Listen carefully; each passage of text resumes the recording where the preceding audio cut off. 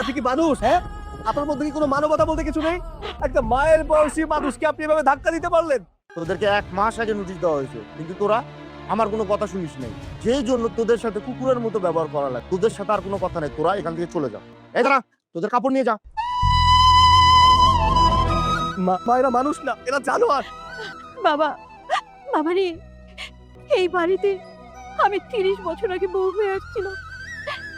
এই বাড়িতে আমি 30 বছর সংসার জীবন কাটিয়েছি। এই বাড়িতেই তোর জন্ম, এই বাড়িতেই তোর বেড়ে ওঠা, তোর বাবার হাজারো স্মৃতি। আমি আমি তোর বাবা শেষ স্মৃতিটুকু ধরে রাখতে পারলাম না রে বাবা, শেষ স্মৃতিটুকু ধরে রাখতে পারলাম সেলিব্রেট না। করবে। তুমি বলো কোথায় সেলিব্রেট করতে চাও, আমি সেখানে সেলিব্রেট করব। আচ্ছা, আগে তোমার বাজেট কত সেটা বলো। বাজেট অনুযায়ী আমি ভালো একটা রেস্টুরেন্টের নাম বলছি। বাজেট? আচ্ছা, বাজেট নিয়ে তোমার কোনো চিন্তা করতে হবে না। হ্যাঁ, তুমি আমার গার্লফ্রেন্ড, তুমি যেখানেই বলবে সেখানেই বার্থডে সেলিব্রেট করব। তোমার জন্য বাজেট আনলিমিটেড। Unlimited budget? হ্যাঁ। আচ্ছা ঠিক আছে, তাহলে আমি আমার কিছু বান্ধবীদেরকেও সাথে নিয়ে যাই। বান্ধবীদের আনতে চাও? ঠিক আছে, তাহলে একটা কাজ করো, তোমার বান্ধবীদের ফোন দাও।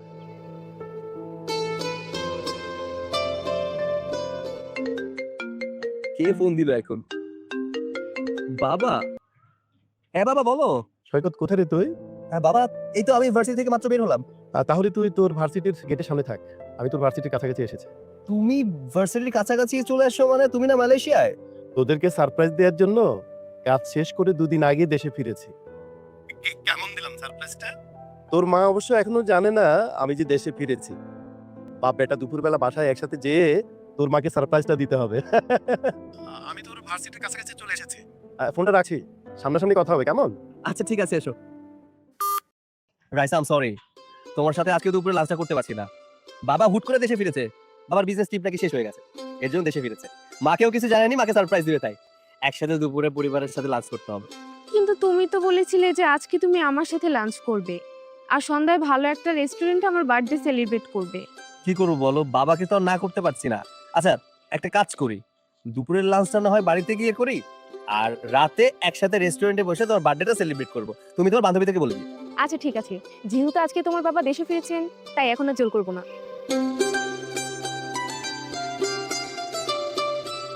এই সৈকত, এই বাবা চলে এসেছে।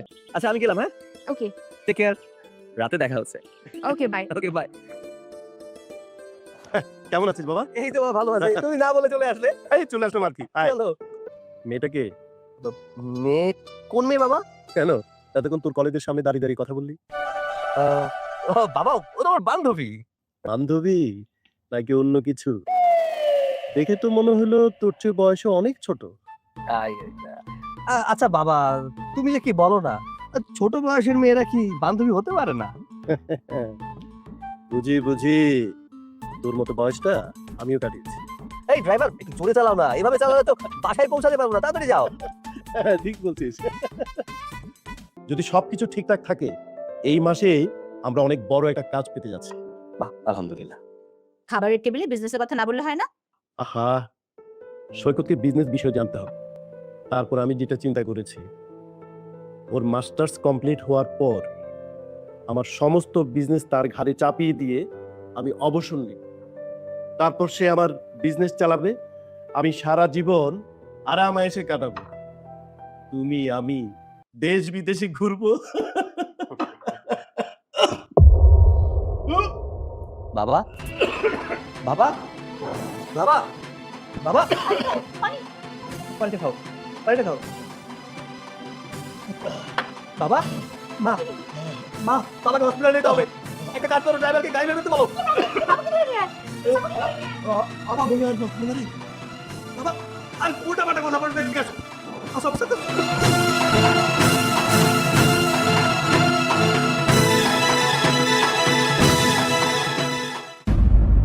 ডক্টর, ডক্টর, আমার বাবার কি অবস্থা বলুন? সরি, উনি মেজর স্ট্রোক করেছেন, ওনাকে আমরা বাঁচাতে পারলাম না। না,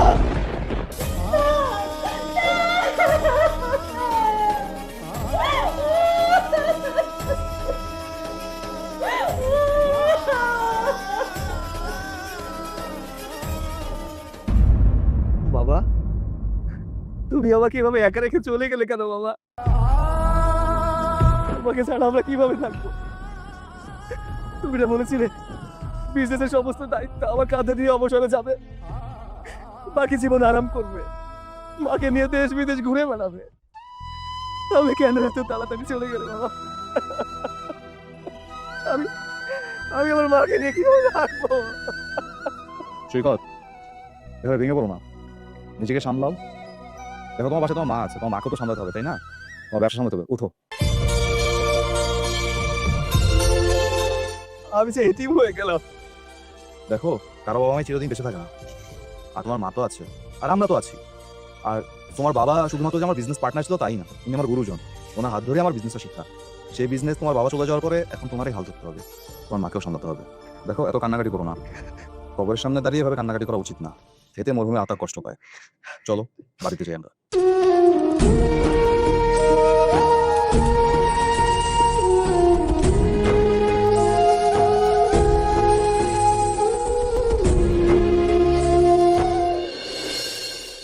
আপনি ব্যাংক থেকে এসেছেন?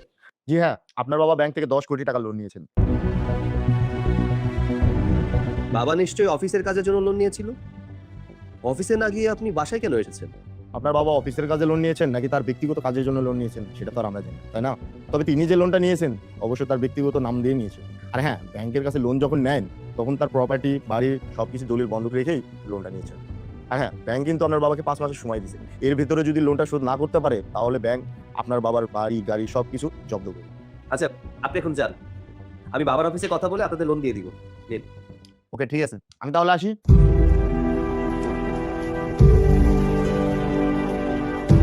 সৈকত বাবা, তোর বাবা যে এত বড় একটা লোন নিয়েছে, কই আমাকে তো কখনো কিছু বলেনি। আমি তো কিছুই জানি না। মা, তুমি এত টেনশন করো না তো। বাবা হয়তো অফিসের কাজের জন্য ওই লোনটা নিয়েছিল। একটা কাজ করি, বাবার অফিসে গিয়ে বিজনেস পার্টনারদের সাথে কথা বলি। যেহেতু বাবা অফিসের কাজের জন্য লোনটা নিয়েছিল, সেহেতু অফিস থেকেই লোনটা শোধ করার ব্যবস্থা করবে। ঠিকই বলেছিস, চল আমরা না হয় একটু অফিসে গিয়ে কথা বলি। সেই সকালবেলা আসছে, প্রায় বিকেল হয়ে গেল, এখনো তো অর্ণব সাহেব আমাদের দেখা দিল না। আজকে কি আমাদের দেখা দিবে না? মা, এত টেনশন করো না তো, আমি দেখছি। এই তো চমকে গেছে। সরি, আপনাদের অনেকক্ষণ অপেক্ষা করতে হলো। আসলে সৈকতের বাবা মারা যাওয়ার পর থেকেই পুরো অফিসটা একা দেখাশোনা করতে হচ্ছে। এত বড় অফিস, বুঝতে পারছেন, আসলে একটা হিমশিম কাছে। কিছু মনে করবেন না আপনার অফিস। হ্যাঁ, আমরা কিছু মনে করিনি। আসলে আমি তো জানি এত বড় কোম্পানি সামলাতে কতটা কষ্ট হয়। বাবাকে দেখেছি, বাবা সারাক্ষণ কাজ নিয়ে ব্যস্ত থাকতো। তিনি থাকতে আমাকে আমার চিন্তাই করতে হতো না, এই পুরো অফিসটা উনি একাই সামলাতো। তা যাই হোক, আমার কাছে কি মনে করে একটা বাসায় ব্যাংকের লোক এসেছিল, এসে বললো বাবা নাকি বিজনেসের জন্য 10 কোটি টাকা লোন নিয়েছিল। এখন আগামী 5 মাসের মধ্যে যদি টাকাটা শোধ না করা হয় তাহলে বাবার সমস্ত সম্পত্তি বাজেয়াপ্ত করা হবে। অর্ণব সাহেব, এমন হলে আমরা খুব বিপদে পড়ে যাব। তাই তো দেখছি, এমন হলে তো তোমরা খুব বিপদে পড়ে যাবে। তোমাদের সহায় সম্পত্তি, বাড়ি, গাড়ি সবকিছু তো ব্যাংক বাজেয়াপ্ত করে ফেলবে। এই লোনটা নিশ্চয়ই বাবা অফিসের কাজের জন্য নিয়েছিল, তাই বলি কি অফিস থেকে লোনটা শোধ করার ব্যবস্থা করুন। সরি, তোমাদের সমস্যা আমি বুঝতে পেরেছি, কিন্তু এই লোন তো অফিস থেকে শোধ করা যাবে না। কেন অফিস থেকে লোন শোধ করা যাবে না কেন? দেখো, তোমার বাবা যে প্রজেক্টের জন্য এই লোনটা নিয়েছিল সে প্রজেক্টে অনেক বড় লস হয়েছে, তাই অফিস এই লোনটা পরিশোধ করতে পারবে না। এমন হলে তো আমরা রাস্তার ফকির হয়ে যাব। আচ্ছা, বাবা তো কখনো আমাদের বলেনি যে ব্যবসায় কোনো লস হয়েছে। বাবা তো উল্টে সবসময় বলতো ব্যবসা ভালোই চলছে। তাহলে কি আমি কি মিথ্যা কথা বলছি? দেখো, বিজনেসে অনেক বড় লস হয়েছে, আমি যেটা বলছি তা সত্যি বলছি। আর তোমার বাবা লোনটা তার ব্যক্তিগত নামে নিয়েছে, এক্ষেত্রে আমাদের অফিস বাধ্য হয় তোমাদের লোন পরিশোধ করার জন্য, তাই না? আমি বুঝতে পেরেছি, বাবা না থাকায় আপনি আমাদের মিথ্যা বলে বিপদে ফেলতে চাচ্ছেন। আচ্ছা ঠিক আছে, বাবা তো আপনার বিজনেস পার্টনার, তাই না? তাহলে একটা কাজ করুন, আমার বাবার ভাগের টাকাটা আমাদের দিয়ে দিন। ওই টাকা দিয়ে ব্যাংকের লোনটা শোধ করে দিব, বাকি টাকা দিয়ে নতুন করে বিজনেস স্টার্ট করুন। তোমার বাবা তো এখন আর বিজনেস পার্টনার নিয়ে এখানে। তোমার বাবা মালয়েশিয়ায় যাওয়ার আগে তার শেয়ারের সকল অংশ আমার কাছে বিক্রি করে দিয়ে দিয়েছে এবং তার ভাগে টাকা নিয়ে দিয়েছে। মিথ্যা কথা, একদম মিথ্যা কথা। আমার বাবা যদি তার ভাগের টাকা দিয়ে থাকে তাহলে সেই ভাগের টাকা কোথায়? সেই টাকা তোমার বাবা কি করেছে সেটা আমি কিভাবে বলবো? উনি হয়তো বা বিদেশে গিয়ে জুয়া খেলে টাকা নষ্ট করেছে, হয়তো কোনো খারাপ মেয়ের পিছনে নষ্ট করেছে, সেটা আমি কিভাবে বলতে পারবো? অর্ণব সাহেব, খবরদার মুখ সামলে কথা বলুন। আমার বাবাকে নিয়ে একটা বাজে কথা বলবেন না, তাহলে কিন্তু পরিণাম ভালো হবে না বলে দিচ্ছি। তুই আমার অফিসে এসে কি আমাকে হুমকি দিচ্ছিস? তোর সাহস তো কম না, এক্ষুনি বেরোয় যা। ভুলে যাবেন না, এটা আমার বাবারও অফিস। তোর বাবার অফিস ছিল, কিন্তু এখন আর নেই। এখন এটা আমার অফিস। আমার অফিস থেকে এক্ষুনি বের হয়ে যায়, নয়তো আমি দারোয়ান ডেকে তোকে গলা ধাক্কা দিয়ে বের করতে বাধ্য হবো। প্লিজ আমার স্বামীর অংশটা আমাকে ফেরত দিয়ে দিন। আমার স্বামী সারা জীবন কষ্ট করে পরিশ্রম করে এত বড় প্রতিষ্ঠান করেছে। দয়া করে তার ভাগের টাকাটা মেরে দিবেন না প্লিজ, আমাদেরকে দিয়ে দিন। বললাম তো, এই বিজনেস শুধুমাত্র আমার। এই অফিসে আপনার স্বামীর আর কোনো শেয়ার নেই। সোজা বাংলা কথা আপনারা বুঝেন না। এক কথা আপনাকে কয়বার বলা লাগে, যদি আমার কথা বিশ্বাস না করেন তাহলে করে যান, মামলা করেন, আমরা আইনিভাবে দেখবো। কিন্তু এই অফিসে এসে কোনো ঝামেলা করবেন না, আমার মূল্যবান সময় নষ্ট করবেন না। এখান থেকে এক্ষুনি যান বলছি, যান এখান থেকে। ধমক দিয়ে কথা বলবেন না। আমি খুব ভালো করেই জানি আপনি আমাদের সাথে বেইমানি করছেন। চোরের মায়ের বড় গলা শুনেছিলাম, আজকে তার প্রমাণ পেলাম। আমার বাবা অনেক কষ্ট করে এই প্রতিষ্ঠান দাঁড় করিয়েছে। এই কষ্টের টাকা আপনি আত্মসাৎ করতে চাচ্ছেন, করুন, কিন্তু ভোগ করতে পারবেন না। কোর্টে গিয়ে আমরা জিততে পারবো না, কারণ আমাদের কাছে তো টাকা পয়সা নেই। আপনি টাকা দিয়ে রায় কিনে নেবেন। আমি বলে দিচ্ছি, এই সম্পত্তি আপনি ভোগ করতে পারবেন না, কারণ এটা এতিমের অভিশাপ। আপনি ধ্বংস হবেন, আপনি একদিন পথে বসবেন, এই সমস্ত সম্পত্তি আপনি হারাবেন। মা, এই বেঈমানের সাথে কথা বলে কোনো লাভ নেই। মা, চলো এখান থেকে। হয়েছে, যা যা। শোন, শকুনের দোয়ায় কখনো গরু মরে না, কিন্তু তোর অভিশাপে আমার কিচ্ছু হবে না। এখন যা এখান থেকে, যা, আমার সময় নষ্ট করবি, বেরো। শকুন আমি না, শকুন আপনি। মা, চলো।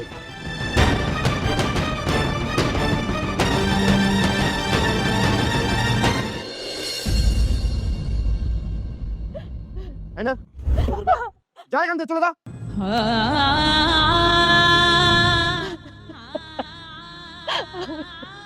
সৈকত বাবারে, আমরা তো এখন রাস্তার ফকির হয়ে গেলাম রে বাবা। আমাদের তো এখন আর বাড়িঘর বলতে কিছুই নাই, আমাদের ফুটপাতে আর গাছতলায় থাকতে হবে। মা, তোমার ছেলে এখনো বেঁচে আছে, তোমার ছেলে মরে যায়নি। তোমার ছেলে থাকতে তোমাকে রাস্তায় থাকতে হবে না, ফুটপাতে থাকতে হবে না।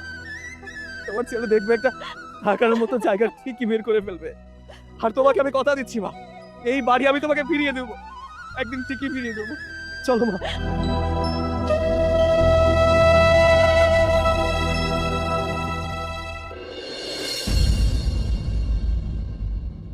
ভাইজান, আজকের থেকে এই জায়গায় থাকবেন, এটা আপনাদের ঘর। ঠিক আছে, আচ্ছা আমি যাই।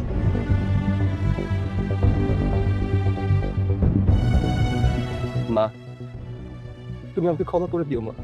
আমি এই মুহূর্তে তোমাকে এই বাড়িতে ছাড়া আর কোথাও রাখতে পারছি না, সেই সামর্থ্য আমার নেই। আমি জানি মা, তোমার এখানে থাকতে অনেক কষ্ট হবে, তারপরেও তুমি একটু মানিয়ে নিও। না রে বাবা, এখানে থাকতে আমার কোনো কষ্ট হবে না।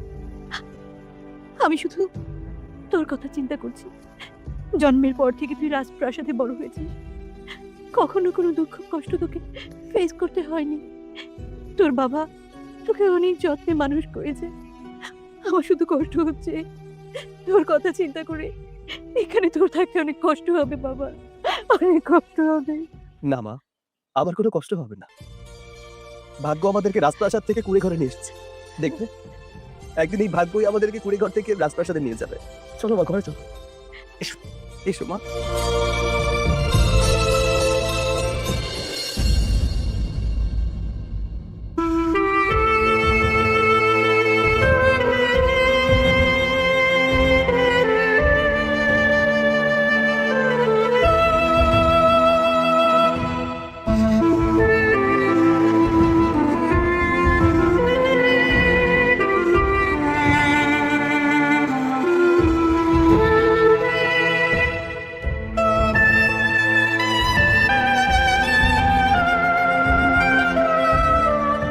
মা, মা, হুম? খাবারটা খেয়ে নাও। কি রে বাবা, আজকে কি রান্না করছিস? মা, ঘরে তো তেমন কিছু ছিল না, বেগুনের লাল শাক ছিল, ভাজি করেছি। তুই খেয়েছিস? হ্যাঁ মা, আমি আগেই খেয়ে নিয়েছি। না, তুমি খেয়ে নাও। মার সাথে মিথ্যা কথা বললি তাই না? যেটুকুন চাল ছিল রান্না করে মার জন্য নিয়ে আসছিস। মাকে তোর মুখ দেখে বোঝে না আমাকে খাওয়ানোর পর তুই কি সারা রাত পানি খেয়ে কাটাবি? মা, আমি চুরুক মানুষ, একবেলা না খেয়ে থাকলে কিছুই হবে না। না, তুমি খেয়ে নাও। মা হয়ে ছেলেকে না খাইয়ে নিজে একা একা কি করে খাই রে বাবা? দে প্লেটটা দে। যেটুকুন ভাত আছে দুইজনে ভাগাভাগি করে খাই।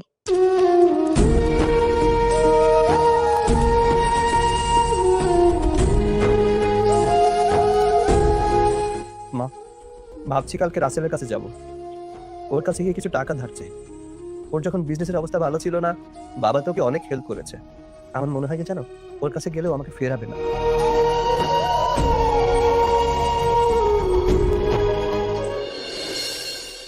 শুনেছি চাচা মারা যাওয়ার পরে নাকি তোমাদের সকল সম্পত্তি ব্যাংক বাজেয়াপ্ত করে নিয়েছে।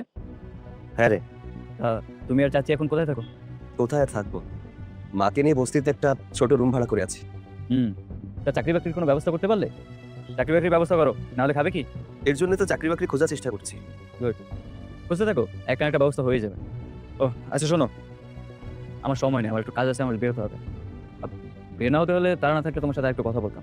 আচ্ছা শোন, তোর কাছে আমি একটা দরকারে এসেছিলাম। দরকারে? কি দরকার? আমার কিছু টাকা ধার লাগতো। আমি আগেই বুঝতে পেরেছিলাম যে তুমি আমার কাছে টাকা চাইতে আসছো। শোনো, টাকা পয়সা না ভালো না, সম্পর্ক নষ্ট করে। আমি তোমাকে টাকা পয়সা ধার দিতে পারবো না। আমি তোমাকে টাকা ধার দেই, তাহলে আমি যখন তোমার কাছে টাকা চাইবো তখন তুমি আমাকে টাকা দিতে পারবো না, কারণ তুমি বেকার। তুমি টাকা না দিতে পারলে আমার রাগ হবে, আমি তোমার সাথে রাগ করে কথা বলবো, তোমাকে বকাঝকা করবো, দুইটা খারাপ কথা বলবো। এমন হতে পারে যে আমি তোমার গায়ে হাত তুলে ফেললাম। তাই বলতেছি, নিজেদের ভিতরে টাকা পয়সা লেনদেন করার দরকার নেই। আমি তোমাকে টাকা পয়সা ধার দিতে পারবো না, এটা সম্পর্ক নষ্ট হবে। ভাই, তুই যে এত বড় কথা বলছিস, তোর যখন বিজনেসের অবস্থা খারাপ ছিল তখন বাবা কিন্তু তোকে হেল্প করেছিল। আর বাবা যদি তোকে সময় মতো হেল্প না করতো তাহলে তোর বিজনেসের এত অগ্রগতি হতো না। তুমি কি বলতে চাচ্ছ? তোমার বাবার জন্য আজ আমি সাকসেসফুল? তোমার বাবার জন্য আমার বিজনেস দাঁড়িয়েছে? না, আমি আমার নিজের যোগ্যতা বিজনেস দাঁড় করেছি, আমার নিজের কষ্টে নিজের পরিশ্রমে আমার বিজনেস দাঁড় করেছি। এখন তুমি কি তোমার বাবার দেয়া সেই টাকা চাইতে আসছো? তোমার ধান্দা আমি বুঝতে পেরেছি।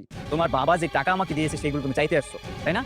আচ্ছা, তোমার বাবা যে আমাকে টাকা দিয়েছে তার কোনো প্রমাণ তোমার কাছে আছে? প্রমাণ তো নাই। যেহেতু কোনো প্রমাণ নাই, তাহলে তুমি আমার কাছে কোনো টাকা দাবি করতে আসবে না। শোন, আমি তোর কাছে বাবার হেল্প করা টাকা চাইতে আসিনি, আমি কখনো এটা চাইবো না। বাবা তোকে যেটা হেল্প করেছে সেটা তার মন থেকে করেছে, ওই টাকা আমাকে ফেরত দিতে হবে না। আমি তোর কাছে এসেছি কিছু টাকার জন্য, যাতে আমি বাসা ভাড়া দিতে পারি আর বাড়িতে কিছু ডাল ভাতের ব্যবস্থা করতে পারি। আমি তোমাকে বললাম না যে আমি তোমাকে কোনো টাকা পয়সা দিতে পারবো না? তুমি কি ভাবছো যে তুমি আমার কাছে এসে টাকা চাইলে আমি তোমাকে লাখ টাকা বের করে দিব? মামার বাড়ির আবদার পেয়েছো? কিছু টাকা দিচ্ছি, সেটা দিয়ে তুমি চাচিকে নিয়ে ডাল ভাত খাও, ধরো। তোর কি মনে হয় আমি তোর কাছে ভিক্ষা চাইতে এসেছি? আমি ভিক্ষুক? দেখো, তুমি আমার কাছে টাকা চাইতে আসছো, আমি তোমাকে টাকা দিয়েছি। এটা যদি তোমার কাছে সাহায্য বা করুণা মনে হয়, তাহলে আমার কিছু করার না। রাসেল, তুই যখন বাবার কাছে বিজনেসের জন্য হেল্প চাইতে গিয়েছিলি তখন কিন্তু বাবা তোকে হেল্প করেছিল, তোকে অপমান করেনি, ভিক্ষাও দেয়নি। আজ তোর কাছে আমি হেল্প চাইতে এসেছি, তুই আমাকে ভিক্ষুক ভাবছিস? শোন, আমি কিন্তু ভিক্ষুক না, তোর টাকার আমার কোনো প্রয়োজন। এই নে, তোর টাকা তোর কাছেই রেখে দে। দিমাগ দেখো, ভিক্ষুকের না এত দিমাগ থাকতে নেই। ঘরে ডাল ভাত খাওয়ার পয়সা নেই, সে দিমাগ দেখাচ্ছে। শোনো, তোমার যা বর্তমান অবস্থা তাতে তোমার আর ভিক্ষুকের মধ্যে না কোনো পার্থক্য নেই। তোমার সাথে কথা বলার মতো সময় আমার নেই, আমার কাজ আছে। তুমি এখন এখান থেকে চলে যাও, চলে যাও।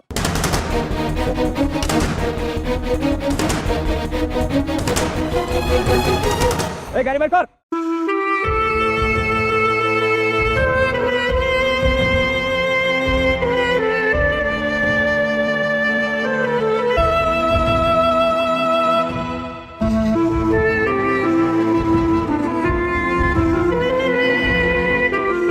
সৈকত, রাইসা, তুমি এসেছো? এসো বসো। আমি এখানে বসতে আসিনি, আমার অনেক তাড়া আছে। তুমি বারবার ফোন করে দেখা করতে চাচ্ছিলে, সেজন্য এসেছি। এখন কি জন্য ডেকেছো সে কথা বলো। তুমি আমার সাথে এভাবে কেন কথা বলছো? তো কিভাবে কথা বলবো? দেখো, ওই প্রেম প্রেম মাখো মাখো কথা না আমার দ্বারা হবে না, ওসব আমি পারি না। আগে তো তুমি আমার সাথে খুব ভালো করে কথা বলতে, কথা বলার জন্য পাগল হয়ে থাকতে, কত মিষ্টি সুরে, ভালোবাসার সুরে আমার সাথে কথা বলতে, মায়াবী কণ্ঠে আমার সাথে কথা বলতে। তাহলে এমন কি হলো, এমন কি পরিবর্তন হলো যে তোমার কথাবার্তা আচার আচরণে এত পরিবর্তন হয়ে গেছে? আচ্ছা, আগে আমি কোটিপতি ঘরের সন্তান ছিলাম আর এখন গরিব হয়ে গেছি, এর জন্য কি তোমার মধ্যে এত পরিবর্তন হয়ে গেছে? দেখো সৈকত, আমি এমনিতেই অনেক টেনশনে আছি। আমার বাসায় বিয়ের জন্য খুব প্রেশার দিচ্ছে, আর তার মধ্যে একজন শিল্পপতির ছেলের সাথে বাবা মা আমার বিয়ে ঠিক করেছে, তাকে খুব পছন্দ করেছে। এখন আমি চাইলেও এই বিয়ের জন্য না করতে পারছি না। না বলতে পারছো না? কিন্তু কেন? তুমি তো আমাকে কথা দিয়েছিলে, তুমি আমাকে ভালোবাসো, আমাকে ছাড়া কখনো অন্য কাউকে বিয়ে করতে পারবে না। হ্যাঁ, কথা দিয়েছিলাম, কিন্তু আমি তো আর জানতাম না যে তুমি হঠাৎ করে কোটিপতি থেকে রাস্তার ফকির হয়ে যাবে। আচ্ছা সৈকত, আমি কি এখন আমার বাবা মায়ের কাছে গিয়ে বলবো যে বাবা, আমি একটা ছেলেকে ভালোবাসি, তার বাবা একটা সময় কোটিপতি ছিল, কিন্তু এখন তারা রাস্তার ফকির হয়ে বস্তিতে থাকে। আমার বাবা মা কি কখনো তোমার সাথে আমার বিয়ে দিবে? কখনোই দিবে না, কারণ কোনো বাবা মাই চাইবে না যে তাদের মেয়ে একটা গরিব ছেলেকে বিয়ে করে বস্তিতে গিয়ে থাকুক। তাহলে তুমি কি করতে চাচ্ছ? আমাকে ছেড়ে তোমার বাবা মায়ের পছন্দ করা ওই শিল্পপতি ছেলেকে বিয়ে করতে চাচ্ছ? তাছাড়া আমার কাছে আর কোনো উপায় নেই, কারণ আমি আমার বাবা মাকে কোনো কষ্ট দিতে পারবো না। তাহলে তুমি আমাকে কষ্ট দিতে পারবে? আমার ভালোবাসার কোনো দাম নেই তোমার কাছে? শোনো, অভাব যখন দরজায় করা নাড়ে, ভালোবাসা তখন জানালা দিয়ে পালায়। ধরো আমি তোমাকে বিয়ে করলাম আমার বাবা মার অমতে গিয়ে, কিন্তু তারপর কি হবে? তুমি তো আমার লেখাপড়ার খরচ, আমার হাত খরচ, আমার ভরণ পোষণ কোনোটাই দিতে পারবে না। এতে কি হবে? তোমার আর আমার মধ্যে প্রত্যেকটা দিনই ঝগড়া লাগবে। আমি নিজেও সুখে থাকতে পারবো না, তোমাকেও সুখে রাখতে পারবো না। শোনো, আমি আমার জীবনে কোনো অশান্তি চাই না। তুমি জীবনে অশান্তি চাও না নাকি আমাকে চাও না? সৈকত, তুমি অবুঝ না, তুমি সবকিছুই বুঝো, তাই এর চাইতে বেশি কিছু আমি আর তোমাকে বলতে চাচ্ছি না। রাইসা, সত্যি কথা বলতে কি তুমি আমাকে কখনো ভালোবাসো নি। তুমি ভালোবেসেছো আমার অবস্থানকে, আমার টাকা পয়সাকে, আমার সম্পত্তিকে। তুমি যদি আমাকে ভালোবাসতে তাহলে কখনো আমার হাতটা ছেড়ে যেতে পারতে না, ছেড়ে যাওয়ার কথাও বলতে না। আমি যদি রাস্তায় ভিক্ষা করতাম তবু তুমি আমার হাতটা ধরে পাশে থাকতে। নাটক, সিনেমা আর গল্পে নায়িকারা নায়কের পাশে থাকে, কিন্তু এটা কোনো নাটকও না, কোনো সিনেমাও না, এটা বাস্তবতা। বাস্তবতা ভিন্ন, আর তুমি যত তাড়াতাড়ি বাস্তবতা বুঝতে শিখবে সেটা তোমার জন্যই ভালো। বাস্তবতা আমি বুঝি রাইসা, কিন্তু আমার এই অবুঝ মনটা না বাস্তবতা মানতে চায় না। আমার এই বেহায়া মনটা তোমাকে আপন করে পেতে চায়, এই বেহায়া মনটা না তোমাকে পর করতে চায় না, দূরে ঠেলে দিতে চায় না। আমার একটা অনুরোধ রাখবে রাইসা, কি অনুরোধ? আমাকে ছেড়ে যেও না। আমি তোমাকে ছাড়া বাঁচতে পারবো না, বিশ্বাস করো। আমি তোমাকে সত্যি অনেক ভালোবাসি। শোনো, এত ইমোশনাল হয়ে কথা বলো না, এসব আমার একদম অপছন্দ। আমি আমার বাবা মার অমতে কখনোই যেতে পারবো না, তাই তুমি আমাকে ভুলে যাও। আমার পক্ষে কখনোই তোমার সাথে থাকা সম্ভব না। রাইসা, আমাদের এতদিনের সম্পর্ক, এত এত স্মৃতি, কত সাজানো গোছানো স্বপ্ন, সবকিছু এক নিমিষে কিভাবে ভুলে যাবো? হাত ছাড়ো। তুমি কিভাবে ভুলে যাবা সেটা আমার জানার ব্যাপার না। শুধু এটাই বলবো যে নেক্সট টাইম কখন আমার সাথে যোগাযোগ করার চেষ্টাও করবে না। রাইসা, রাইসা,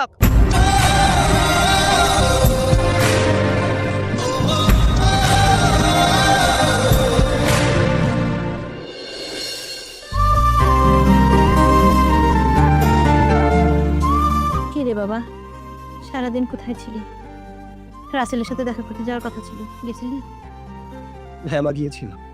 শুধু রাসেল না, অনেক আত্মীয় বাড়িতে গিয়েছিলাম। জানো মা, কেউ আমাকে হেল্প করেনি। বাবা যখন বেঁচে ছিল, বাবার কাছে যখন টাকা পয়সা ছিল, কত আত্মীয় স্বজন আমার বাড়িতে আসতো, যার যা হেল্প লাগতো বাবা করতো। কিন্তু আজকে আমাদের খারাপ সময়, বিপদের দিনে কেউ আমাদের হেল্প করলো না। জানো মা, আমি একটা মেয়েকে ভালোবাসতাম, পছন্দ করতাম। ও আমাকে বলেছিল যে যতই খারাপ সময় আসুক না কেন আমাকে ছেড়ে কখনো যাবে না। মা, আজকেও আমাকে ছেড়ে চলে গেছে। মা, ভেঙে পড়িস না বাবা, মন খারাপ করিস না।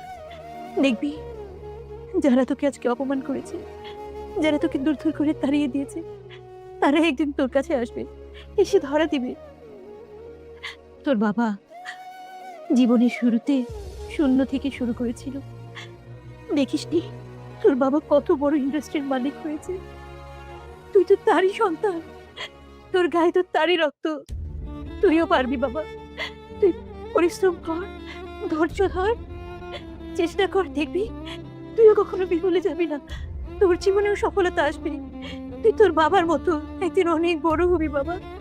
সেদিন দেখবি যারা তোকে অবহেলা করেছে তারা একদিন তোর পাশে এসে দাঁড়াবে, তারাই তোর সফলতা দিকে তোকে বাহবা দিবে। হ্যাঁ মা, আমি হাল ছাড়বো না। আমি চেষ্টা করব, আমি ততদিন পর্যন্ত চেষ্টা করব যতদিন পর্যন্ত আমি সফল না হব। আমি পরিশ্রম করব, আমি পরিশ্রম করব ততদিন যতদিন না পর্যন্ত আমি আমার বাবার সম্পত্তি ফিরে পাচ্ছি। আমি ততদিন পরিশ্রম করব যতদিন না পর্যন্ত আমি সমাজের মুখে মাথা উঁচু করে দাঁড়াতে পারছি। যেভাবেই হোক আমাকে সফল হতেই হবে। মা, তুমি শুধু আমার জন্য দোয়া করো। মা তোর জন্য সবসময় দোয়া করি রে বাবা, মায়ের দোয়া তোর সাথে সব সময় আছে। তুই শুধু চেষ্টা করে যা, দেখবি তোর জীবনে সফলতা আসবে। ভেঙে পড়িস না, পরিশ্রম কর, দেখবি তোর বাবার মতো তুইও মাথা উঁচু করে দাঁড়াবি।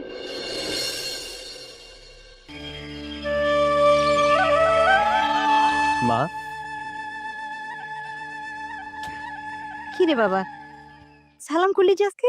মা, আজকে আমি একটা টেন্ডার ড্রপ করতে যাচ্ছি, দোয়া করো টেন্ডারের জন্য আমি পেয়ে যাই। দোয়া করি বাবা, টেন্ডারটা তুই পেয়ে যাবি। আল্লাহ তোর সহায় থাকুক। যা বাবা, সাবধানে যাইস। গেলাম না। আল্লাহ তুমি আমার সন্তানের সহায় থেকে আল্লাহ আমিন।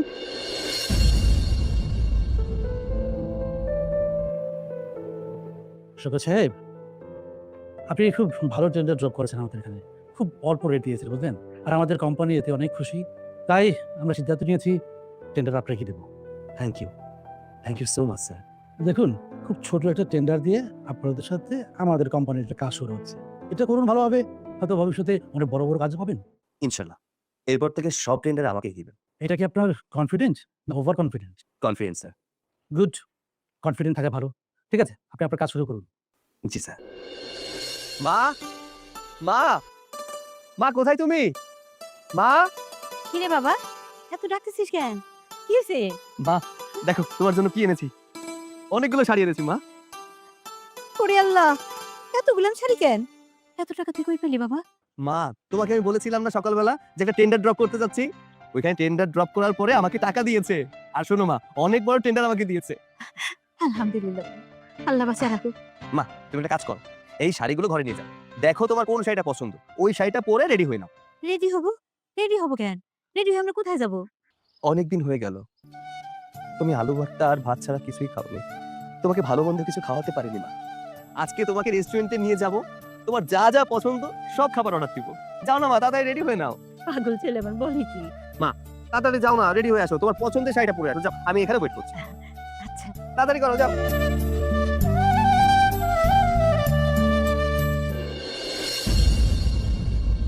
কি সমস্যা স্যার?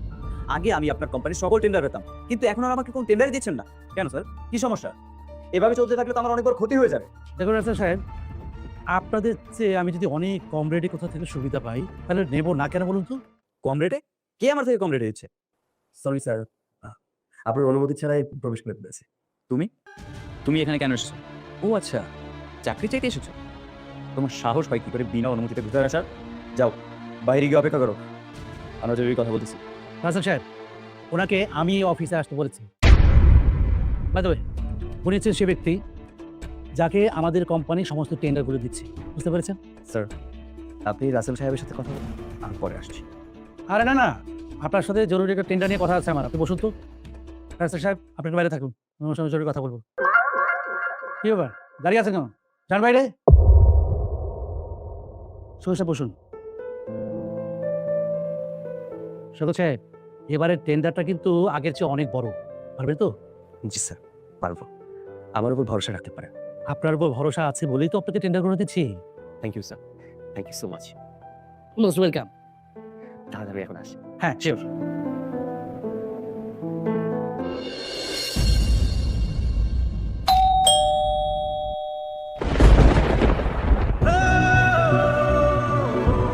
রাইসা তুমি অর্ণব সাহেবের সাথে?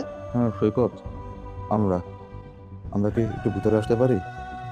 তোমাদের সাথে কিছু কথা ছিল। জি, ভেতরে আসো।